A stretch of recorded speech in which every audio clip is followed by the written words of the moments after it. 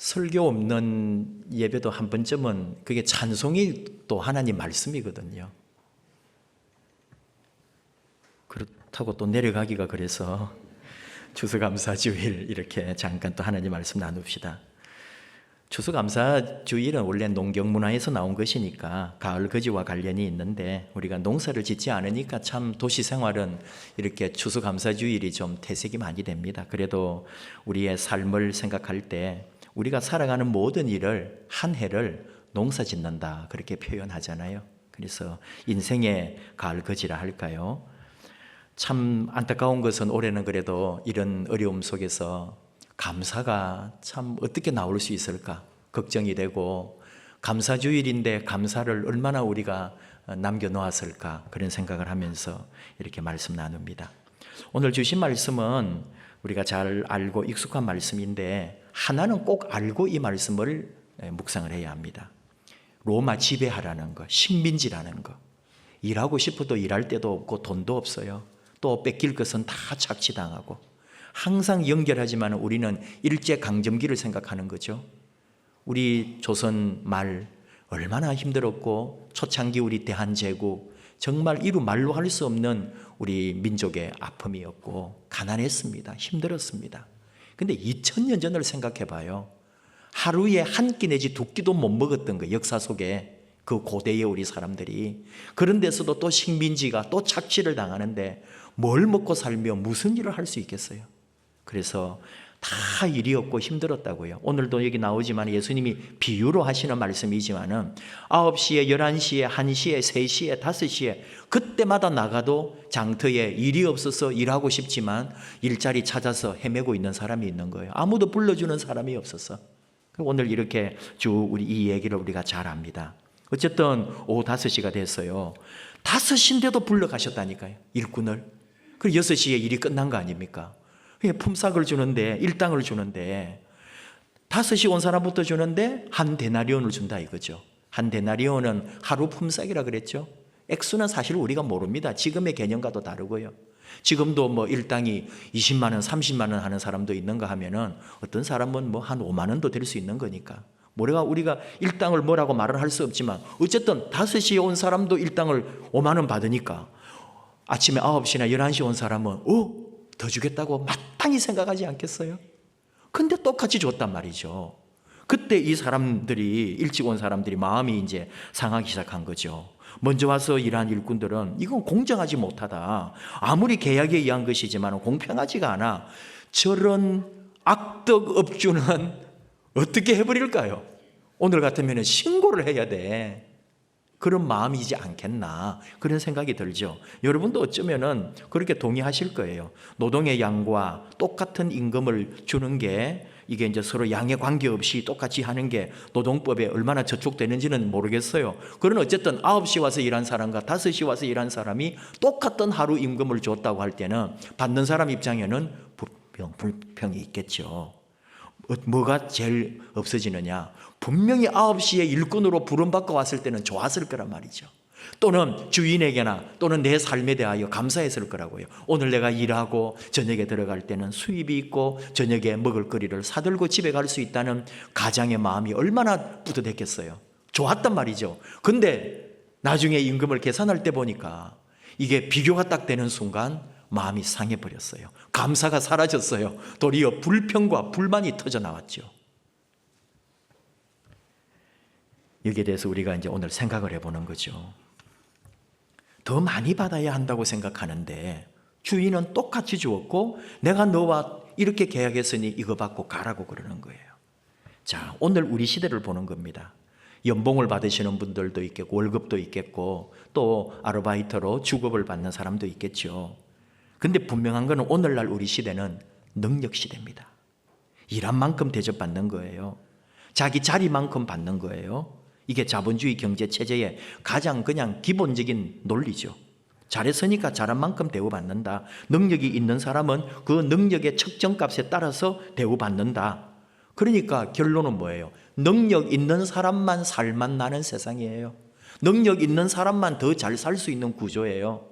과연 여러분 그게 진리일까요? 그게 정의일까요? 좋은 표현을 그래서 죄송해요. 좋은 대학 나오고 좋은 데 취직하고 좋은 환경 속에서 일하고 월급도 많고 연봉도 많은 사람은 끊임없이 더 능력이 있으니까 잘 되고, 그 정도 능력이 안 되는 사람은 늘 밑바닥에서 제 집도 하나 장만 못하고 늘 떠돌이처럼 살아가는 인생이, 그게 좋은 사회인가? 라고 생각할 때에 사실 우리는 무엇이라고 말하기가 애매하잖아요. 우리가 그런 시대에 삽니다. 인간이라고 하는 게 뭘까? 똑같은 인간인데 누구는 능력이 있어서 엄청난 위치에 있고, 누구는 능력이 없어서 가난하고 약하고 형편없는 꼴로 살고 있는, 이것이 우리 인간의 조건인가? 이것이 정말 정의로운 사회인가? 라고 생각하는 거죠. 앙드레 말로가 인간의 조건이라고 하는 소설을 썼어요. 1927년 장제서 그 국민당 정부하고 공산당하고 1차 국공합작이라고 하는 그 중국 역사를 배경으로 하는 소설이에요. 처음에는 막 이런 군벌을 몰아내기 위해서 상하이의 그 좌파 노동자들이 장제서하고 함께 했지만, 나중에는 장제서 국민군에 의해서 도리어 무장 해제당하고 숙청을 당하고, 그러니까 이 주인공들이 장제서를 암살하기 위해서 기도하다가 결국은 저항하다가 다 쓰러져가는 그런 이야기인데, 역사를 말하려고 앙드레 말로가 이런 거 쓴 거 아니에요. 앙드레 말로는 적나라한 인간상, 인간이란 도대체 뭔가, 인간이라는 게 뭘 위해 살고 뭘 위해 죽으며 정말 우리 인간의 가치가 뭘까, 인간이라고 하는 인간 조건이 무엇일까, 그거를 이 소설에 담아내고 있는 거예요.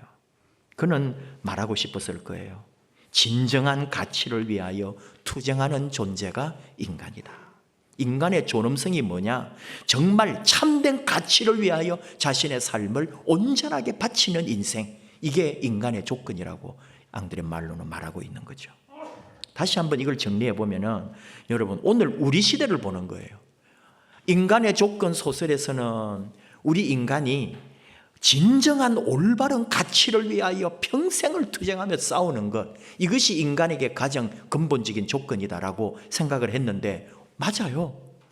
아름다운 가치, 정의로운 가치, 진리를 위해서 평생을 살아가는 것, 그거 얼마나 아름다운 거예요. 인간이 무엇인가? 바로 그런 게 인간이다.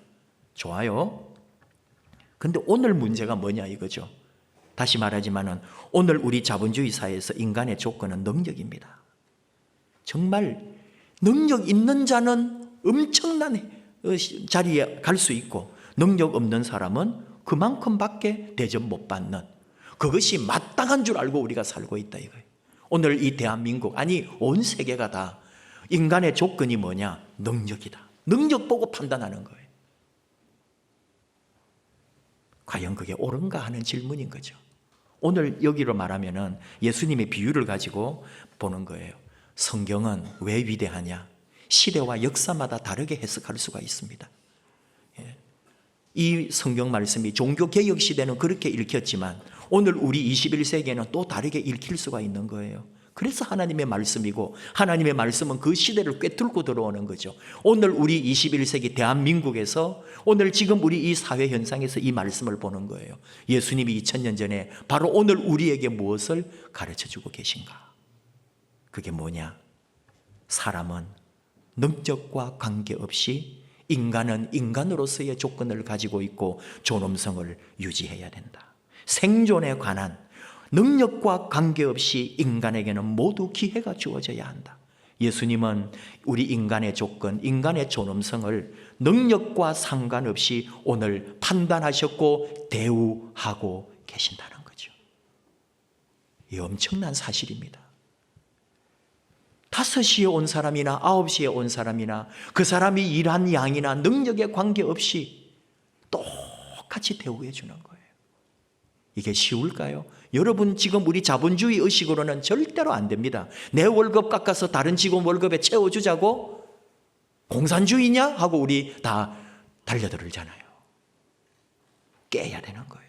예수님의 가르침에 의하면. 지금 우리 한국 교회에 계속 나오는 게 교역자나 교회 일하는 직원을 감축하고 있습니다. 그건 너무나 뻔한 사실이잖아요. 그 답이 그거밖에 없다고 생각하는 거죠. 우리 교회도 그렇게 해야 할까요? 저희들은 우리 전체를 깎아서라도 나누자. 내보내서는 안 된다. 왜? 기본적인 인권과 살아가야 하는 삶이 있기 때문에. 그 사람을 내보낸다고 일이 해결되는 게 아니에요. 그럼 그 사람은 어떻게 살아요? 여러분 회사나 모든 조직에 지금 다 적용할 수는 없지만 그 정신을 놓쳐서는 안 된단 말이죠. 오늘 예수님이 가르쳐주는 의미예요. 똑같이 힘들지만 내 거를 조금 쪼개서라도 같이 나눌 수 있는 예수님의 이 위대한 가르침이 오늘 우리 시대에 적용되어야 할 주님의 말씀입니다. 이 추수감사주일 누구는 많고 누구는 적을 수 있지만 결국은 많은 이가 좀 더 많이 내므로써 약하고 가난한 사람들이 같이 나눌 수 있고 최소한의 먹고 사는 문제를 염려하지 않아도 되는 이 주님의 말씀의 가르침을 우리가 교훈받지 않는다면 이 말씀을 왜 읽으며 이 말씀을 듣고 왜 설교를 하고 있으며 그리고 우리가 그리스도인이라고 할 수 있겠어요? 어려운 시절 다 암울하고 우리를 짓누르지만 우리가 정말 타인의 시선으로 능력 있는 자로서가 아니라 능력 없는 자의 시선으로서도 보고 그리고 같이 나눌 수 있다면 우리 하나님이 주신 이 말씀의 의미를 오늘 우리 시대에 적용해도 좋을 것입니다. 다시 말하면 결론은 뭐냐? 감사할 수 있는 내 삶에 작은 것 하나라도 감사할 수 있는 9시에 온 사람이 그 첫 번째 감사의 마음을 5시, 6시까지도 가지고 있었어야죠. 그것 자체만으로도 감사했는데 비교하는 순간 왜 나는 이것밖에 안 되냐고. 여러분 이미 우리에게 주어진 하나님의 그 사랑, 우리를 자녀 삼아주신 하나님의 그 은총을 생각하면 더 이상 어떤 것도 비교 대상이 되지 않는다는 것. 이게 그리스도인입니다. 어느 목사님 칼럼에 나오는 이야기예요. DR 교수님이라는 분이 계셔요. 여자분이신데 제가 이분의 이 원 소스를 찾지를 못하고 다른 분을 통해서 들은 이야기라 이 완벽한 얘기는 아닐 수 있어요. 그러나 나는 보고 싶었다라고 하는 책을 쓰신 분이에요. 그분의 책인데 오늘 크로스비 여사 얘기도 했지만은 이 DR 교수님도 여자분이에요. 태어날 때부터 앞을 거의 보지 못했고 선천적으로 시각 장애를 가지고 계셨어요. 근데 한쪽 눈은 아예 안 보이고 한쪽 눈은 그 눈의 왼쪽 아래 부분만 조금 보였답니다. 그래서 책을 보려고 하면은 눈에 갖다 대고 보는 거예요. 그런 분 혹시 계신지 모르겠어요. 저는 어릴 때 우리 동네에 우리 교회에 또 누나 되는 분이 어릴 때부터 선천적으로 그래서 책을 읽으면 이렇게 읽었어요. 그래서 성경을 이렇게 읽어가는데 참 어릴 때도 마음이 그랬어요. 근데 재작년인가 고향에 명절에 가서 그 누나를 만난 거예요. 그 어머니 권사님하고 어머니는 이제 나이가 엄청 이제 많아지셨고 그 권사님 여기 이제 권사님 되셨던데 그 누나도 나이가 50대 후반이니까 60이 다 돼가니까요. 얼마나 반가운지 오랜만에 그분도 왔더라고요. 고향에 자주 왔지만 저를 못 만난 거죠. 눈물이 나더라니까요. 길에서 만나서 너무 반가워서. 자, 이 DR 교수님이라는 분이 그래도 감사한 게 집안 대대로 머리가 좋은 거예요. 집안이 또 좋았던 거죠. 그래서 공부를 했고 교수님이 되셨고 오거스타라는 대학의 교수까지 되셨어요. 참 자신의 삶을 긍정적으로 봤고 열심히 공부했기 때문에 그리고 교수로서도 인기와 존경을 한 몸에 받는 그런 분이셨답니다. 그러나 항상 소원이 뭘까요? 정말 제대로 세상을 한번 볼 수 있다면 밝은 눈으로 세상을 한번 보기를 늘 원했겠죠. 그런데 기적이 일어난 거예요. 52세 때 이분의 눈을 수술할 수 있는 안과 의료 기술이 개발된 거예요. 그래서 이분이 수술을 했고 완전하진 않지만은 과거와는 비교할 수 없도록 책을 이제 눈에 갖다 대지 않고도 읽을 수 있고 사물을 색깔대로 볼 수 있는 눈을 가지게 된 거예요. 기적 같은 일이 일어난 거죠. 이분이 시력을 회복한 후에 쓴 책이 바로 나는 보고 싶었다라는 책이랍니다. 그 책에 나오는 이런 내용이 있어요. 나는 접시를 닦으며 비누 거품과 장난을 칩니다. 햇빛에 거품이 비치면 작은 무지개가 이는 것을 볼 수 있는데 그것은 나에게 너무나 아름다운 광경입니다. 설거지 하실 때 그 거품에 무지개가 일어나는 걸 보신 적이 다 있으시죠? 이야, 너무 아름답다, 너무 곱다. 그런 생각은 아무도 안 하셨을 거예요. 누구는 밥하고 누구 먹는 사람 따로 있고 누구 치우는 사람 따로 있고 내가 이 설거지를 언제까지 해야 되나 하면서 여러분 그러지 않으셨어요? 무지개가 어디 있어요? 어쩌면 여러분 우리는 그렇게 됐을까요? 싱크대가 있는 것매도 어디예요? 퐁퐁이 있는 게 어디냐고요. 정말 그렇습니다. 50년 동안 그렇게 보기를 갈망했었고 접시 닦고 설거지하는 것만으로도 감사했어. 이게 진짜 감사 아닐까? 이분이 책 끝에 이렇게 적혀 있답니다. 사랑의 신이신 하나님이며 하늘에 계신 우리의 아버지시여 나는 당신에게 감사드립니다. 이게 이분의 마지막 고백이에요. 내 평생 사는 동안 그리고 예수를 나의 구주 삼고 죄와 죽음에서 구해주신 우리 주님을 평생에 찬양하는 게 우리의 소원인 것처럼 이분은 하늘에 계신 아버지여 당신에게 감사드립니다. 이 말 외에 뭐가 필요하겠냐고요. 이것이 우리 고백되기를 원합니다. 인간이 뭐냐? 인간됨의 조건이 뭐냐? 여러분 능력으로 평가하는 이 시대에 진짜 인간이 뭘까라고 할 때 저는 오늘 감히 말합니다. 감사하는 게 인간이다. 하나님 아버지께 그리고 우리 주변 주어진 모든 하나님 주신 이 자연과 하나님 주신 우주 만물에 그리고 가족, 교회, 사랑하는 형제자매들 그리고 이렇게 함께 모일 수 있는 이 모든 시간 바로 추수감사주일은 뭘 잘 농사 지었다고 감사하는 것도 있겠지만 사실은 잃어버린 감사가 없는지 감사를 찾는 시간이 아닐까. 그래서 제목을 그렇게 한번 정해본 거예요. 추수감사주일은 홍대가 한 해 동안 살아오면서 잃어버린 감사를 다시 찾는 그 시간. 세상의 모든 것을 하나님이 회복시켜 주시고 우리도 회복시켜 주시고 하나님께서 반드시 우리와 함께 하십니다. 우리 함께 찬양할까요? 함께 찬양하면서 우리 하나님께 영광 돌립시다. 꽃들도 구름도 바람도 넓은 바다도 하나님 찬양합니다. 우리도 우리 하나님 찬양합니다. 하나님에게 영광 돌립니다.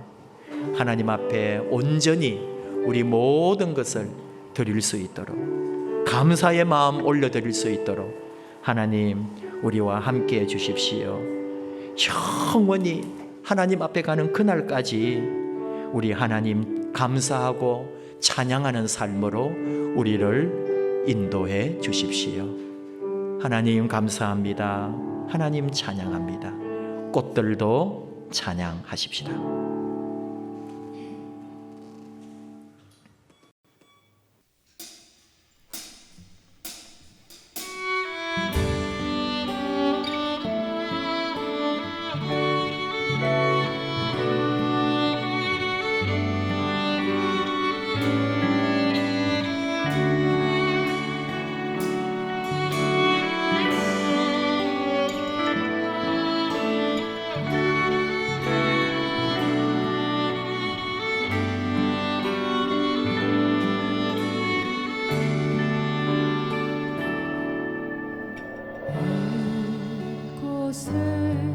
생명샘 솟아나 눈물 골짝 지나갈 때에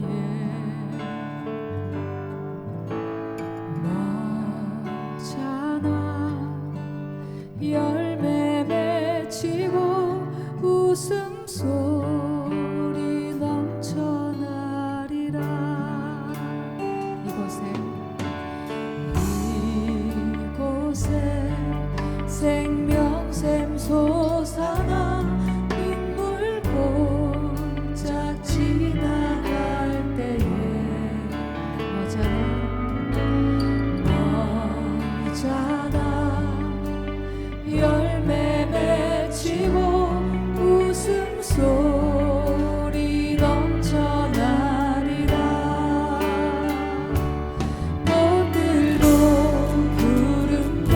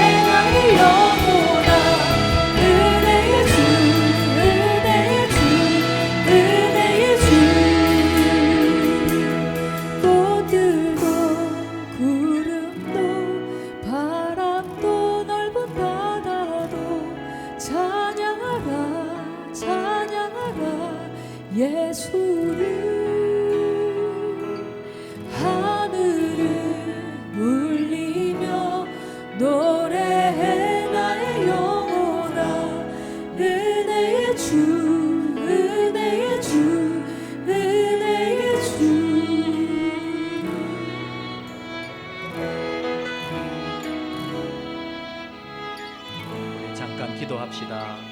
추수감사주일, 하나님은 그 무엇보다도 우리의 감사의 마음, 우리 감사의 믿음을 보십니다.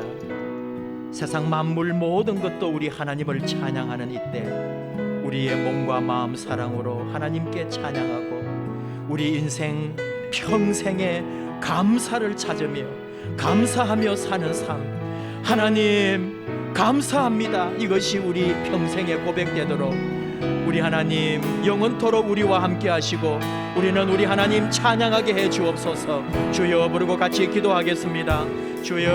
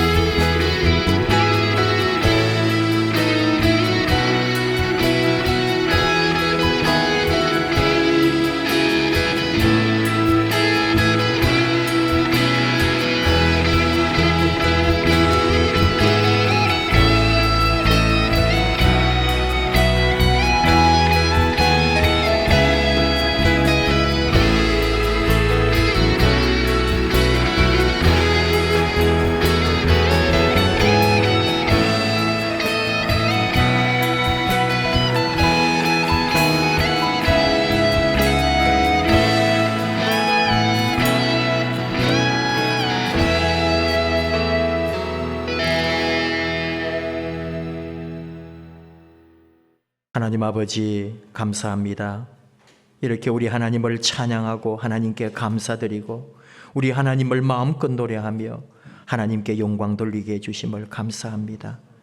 세상은 사람을 능력으로 평가하지만 진정 우리는 우리 아버지의 그 사랑, 우리 주님의 그 놀라운 은혜, 그리고 무엇보다도 평생에 감사하며 사는 우리가 되기를 원합니다. 그 무엇보다도 내 이 생명, 이 땅에 나와서 하나님의 그 사랑받고 구원받고 그 은혜를 따라 살게 해주신 것 감사하고 영원한 나라 천국을 소망하며 오늘도 이 믿음으로 걸어가게 해주신 것 감사합니다.